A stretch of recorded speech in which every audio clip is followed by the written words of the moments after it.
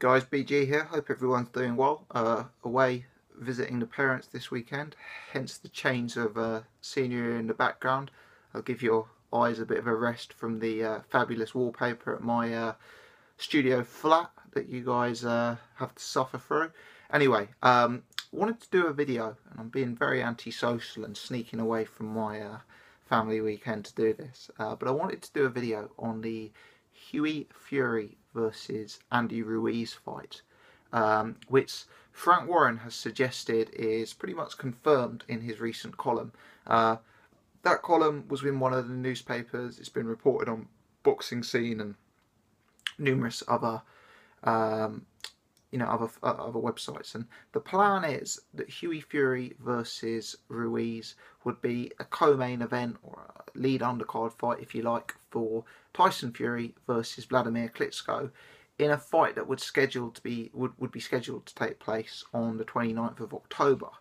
Now, I don't want to be negative about the news. I'm going to have a bit of a moan later on in the video, but first thing let's say is I will kind of believe this fight when I see it.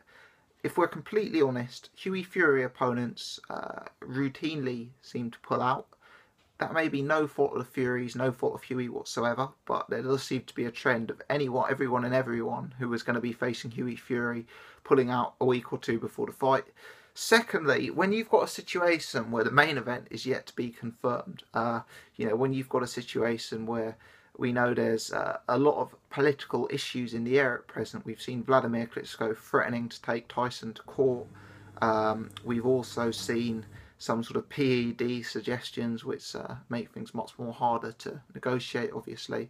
So when you've got a main event like that that's been in the works for the best part of a year now, and that has been postponed, delayed, debated for so long, it kind of makes you nervous as to whether the bill is going to happen. We're in September now, and that main event hasn't even been confirmed. So you've got to be slightly concerned about whether this Hughie Fury versus Andy Ruiz fight will actually take place, because there's some doubts over the main event. I'm afraid there's got to be, and there's the history of Hughie Fury opponents pulling out. But if it does take place, it's a good fight. It's two guys who are still at the prospect stage of their careers, as far as I'm concerned. They're both undefeated. They're both highly rated. They're both guys who are discussed as, touted as decent prospects, and they're going to be fighting in a WBO final eliminator. Now that's a curious part of this tale as well, because the fact it's a WBO final eliminator, at present Hughie's cousin Tyson Fury is the WBO world champion, so it will be interesting to see what happens there. Obviously Hughie and Tyson aren't going to fight, so if Hughie is to be victorious in this final eliminator, I wonder if Tyson will step aside and allow Hughie Fury to fight for the vacant WBO belt.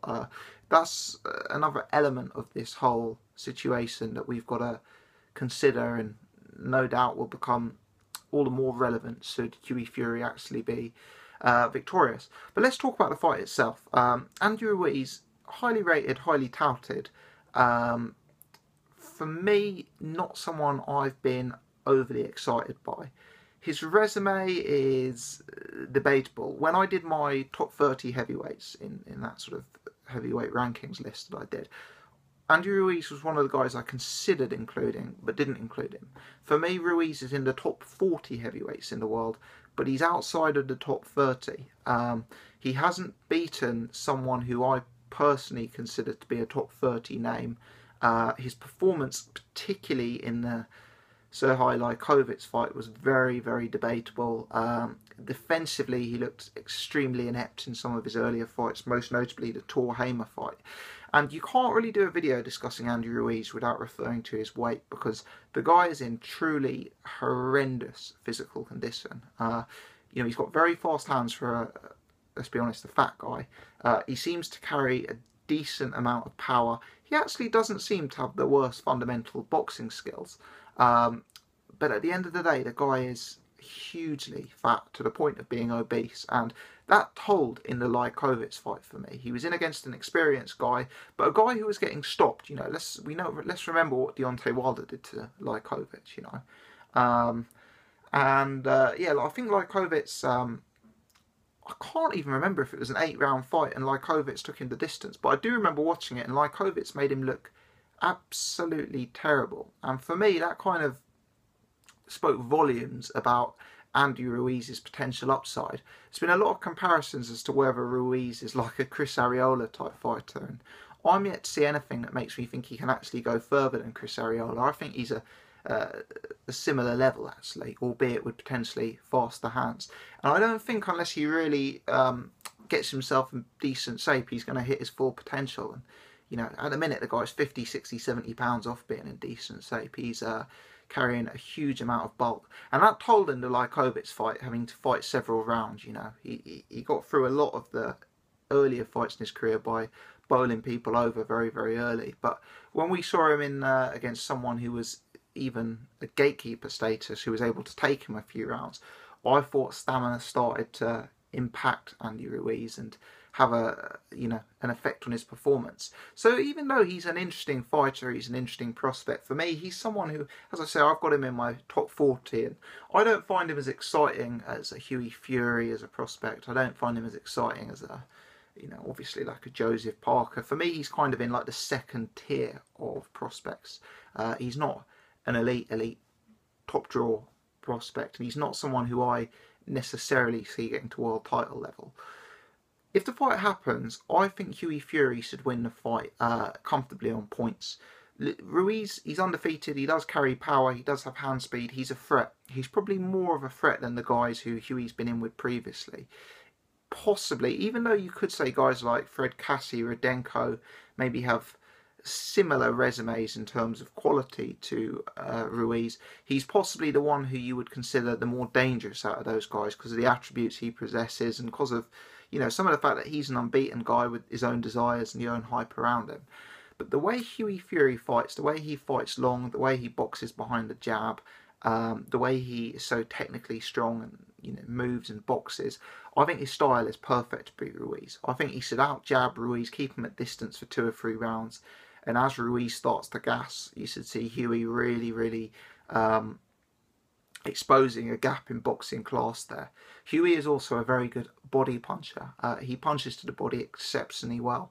And whilst Andy Ruiz hasn't shown, to my eye, any punch resistance or punch durability problems in his career so far, with a gut like that on him, if Hughie's able to bank work to the body early on, you would suspect that Hughie Fury could cause Ruiz some problems and make sure his gas tank is emptying even quicker, perhaps even stopping him based on fitness.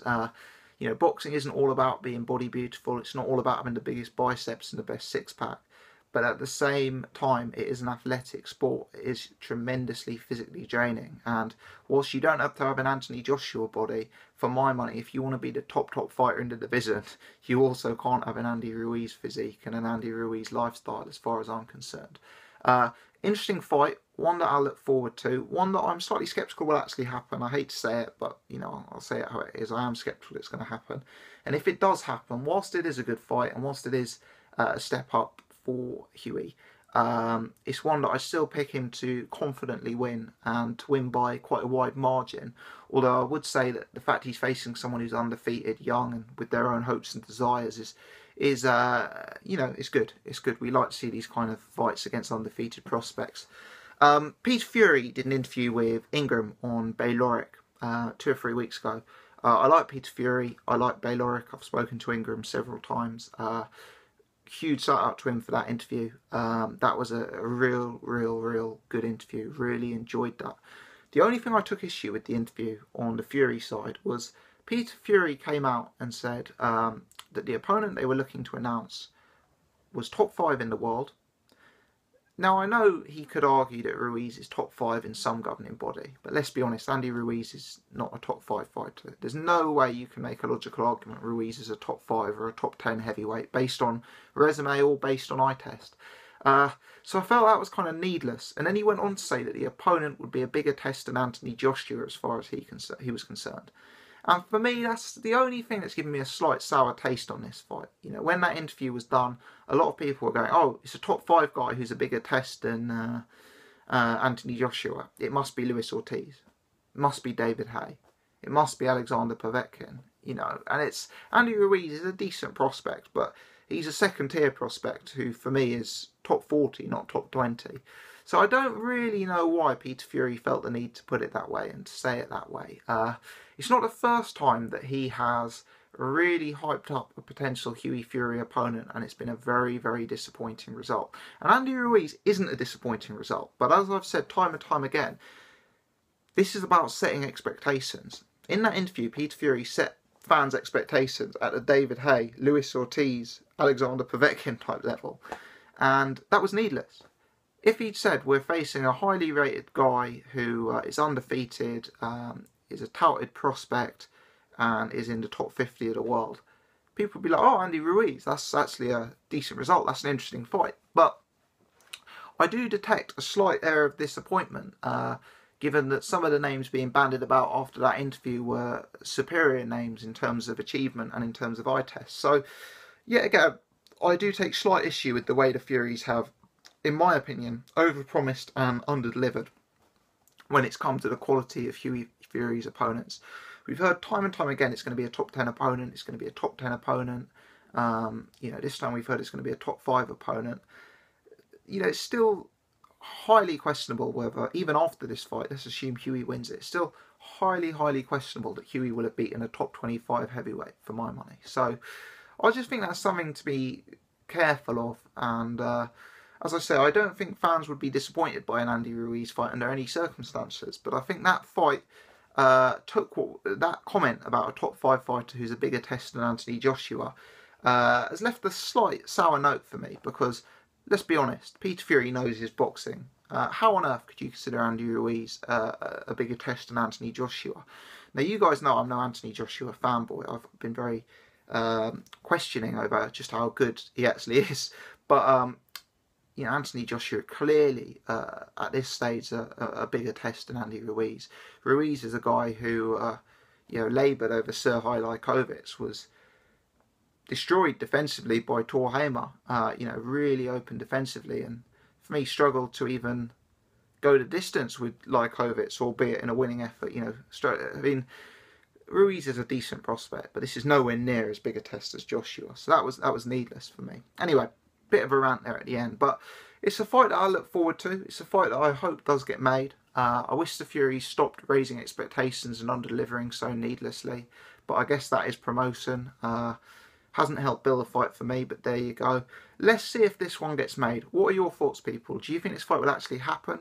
How do you see Hughie Fury doing? Are you with me that Ruiz probably won't be able to make it to the top level in his current physical condition? How do we see it developing? Let me know your thoughts. If you've enjoyed this video, do hit the thumbs up button, please. If you're new to the channel or you haven't subscribed before, do take the time to subscribe so you can check out all of my other stuff. Many thanks for watching. I appreciate it.